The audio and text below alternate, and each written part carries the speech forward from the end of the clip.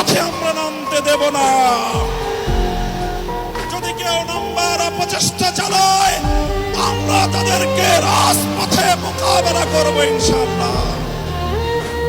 রাজনৈতিক পক্ষগুলোকে বলতে চাই, আমরা রক্ত দিয়েছি বালাকোটে, আমরা রক্ত দিয়েছি শাপলা চত্বরে, আমরা রক্ত দিয়েছি 2015 সালে, রক্ত দিয়েছি 2021 সালে, রক্ত দিয়েছি জুলাই বিপ্লবে। আমাদের মুখোমুখি দাঁড়াবার চেষ্টা করবেন না। আমরা রক্ত দিয়ে অধিকার আদায় করি, রক্ত দিয়ে বাংলাদেশ কিনেছি, রক্ত দিয়েই বাংলাদেশের স্বাধীনতা রক্ষা করবো ইনশাআল্লাহ।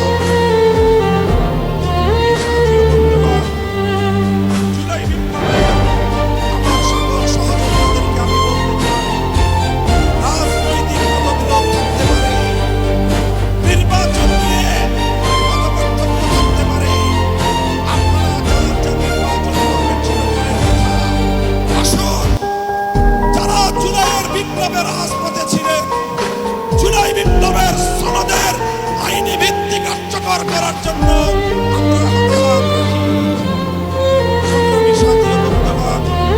সর্বশেষ বক্তব্য, আগামী 13 তারিখ জুলাই সনদের গণভোটকে কেন্দ্র করে সরকারি সিদ্ধান্তের দিকে আমরা তাকিয়ে আছি।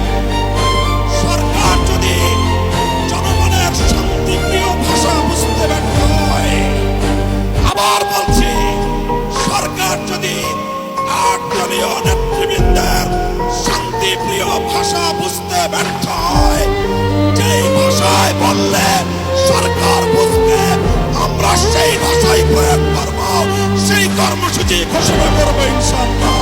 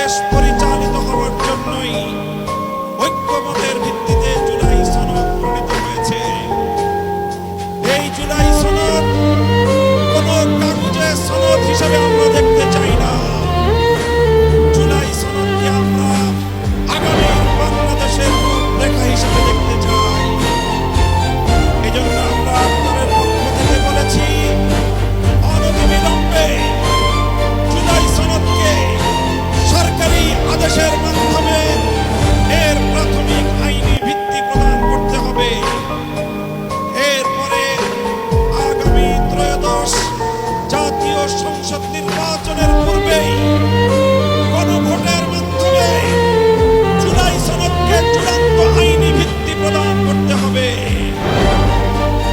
এর ব্যত্যয় হলে জুলাই বিপ্লবপন্থীরা বরদাস্ত করবে না, সেটা মানবে না। আমরা সুস্পষ্ট ঘোষণা দিতে চাই, আমাদের জুলাই যোদ্ধাদের, জুলাইয়ের বিপ্লবে শাহাদাত বরণকারী বীর শহীদদের রক্ত মারিয়ে জুলাই বিপ্লবের, জুলাই সনদ বাস্তবায়নের গণভোট ছাড়া বাংলার মাটিতে আমরা আর কোনো কিছুই হতে দেব না।